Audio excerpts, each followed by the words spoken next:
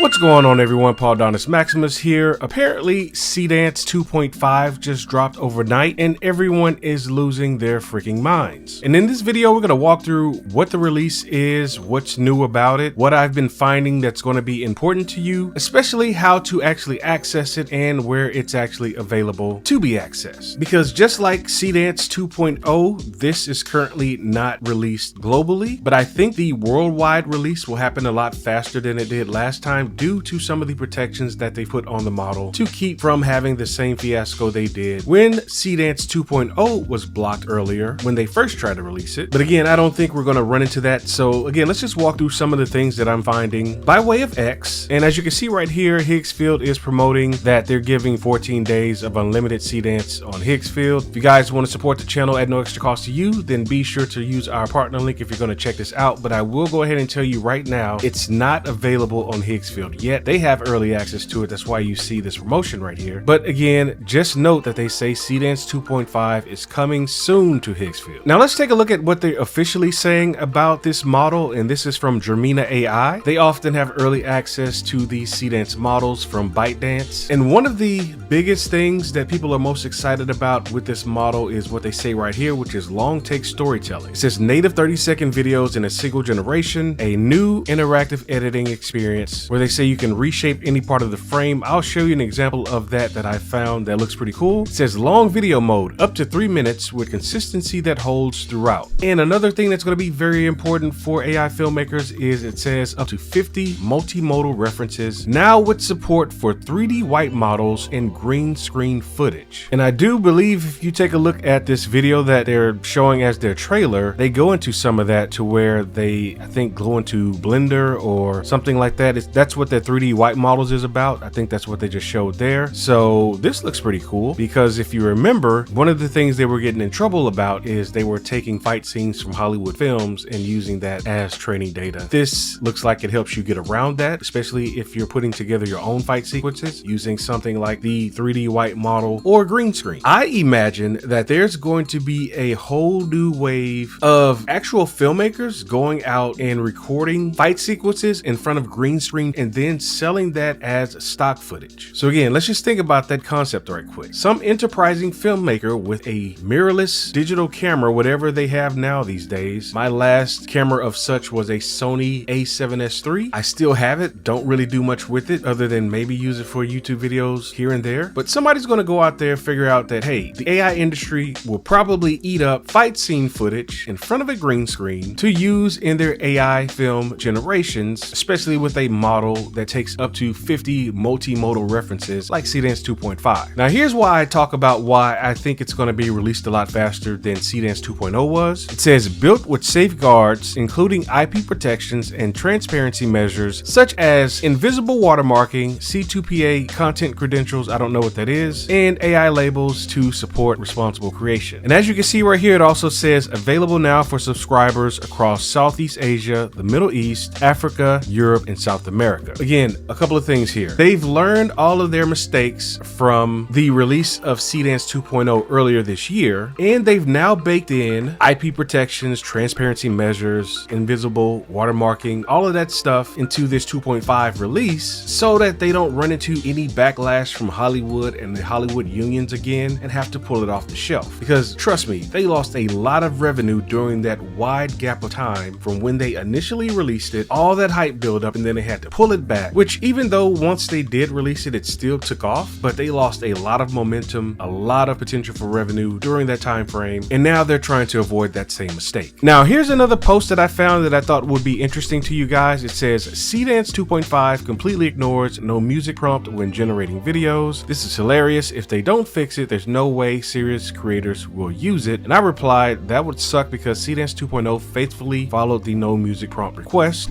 And again, that worked very flawlessly, because if you think about some of the generations that you get from these AI generators, oftentimes you're chopping things up, and having music already embedded in that is just going to screw things up. You would have to literally strip everything out and rebuild everything in post from scratch. Hopefully something like that gets figured out, because again, you'll see a lot of commentary where people are saying that this model is more expensive and no one wants to be paying money for generations they can't even use in their own productions and having to pay more for that privilege. So again, if that is an issue, hopefully that gets figured out and figured out fast before it gets released here in the United States. Now here's another person that's been testing Seedance 2.5. He says it's insane and very expensive. Again, that's a recurring theme so far. I've been trying to pin down exactly what the price difference is, but I've been having a hard time trying to locate that information just as of this video. Like he's saying right now on Jimeg, which is a website in China that has access to the Seedance models, he says it cost me about 780 points to do a 30-second 720p generation. 1 point is approximately 10 yuan, or yuan, however it's pronounced, and 1 yuan is around 15 cents USD. That means a 30-second generation at 720p costs $11.70 right now on Jimeg. But here's the kicker. It says that's only for the first week due to promotion. Price is expected to rise after the first week of August, likely reaching $15 per 30 seconds. That is ridiculous. But he does say in terms of speed, it was freaking fast. It took just a few minutes to finish. I was shocked at how lightning quick it went. And he's also stating a full 30-second generation by Seedance 2.5 was faster than a 15-second gen by Seedance 2.0. But he also states, however, that could be also due to how not everyone is using it yet. He also does mention some copyright restrictions that he's running into. He says a big hiccup with Jimeg is the copyright restriction. I mean, this thing was so sensitive to basically anything. I didn't even use any language constituting copyright and it still flagged me a dozen times. Finally, I had to use the agent to help me rewrite my prompt. So let's click on here and it looks like he was trying to add some reference images and it says the input text may be subject to copyright restrictions. Please modify it and try again. And you just see that it kind of went crazy. Like on every generation, basically he was getting these copyright restrictions. So again, this is very early days. I expect stuff like that to happen and they'll work through it and figure it out. Hopefully, if you're using something like this on Higgsfield, they will have figured this out because they did with the Seedance 2.0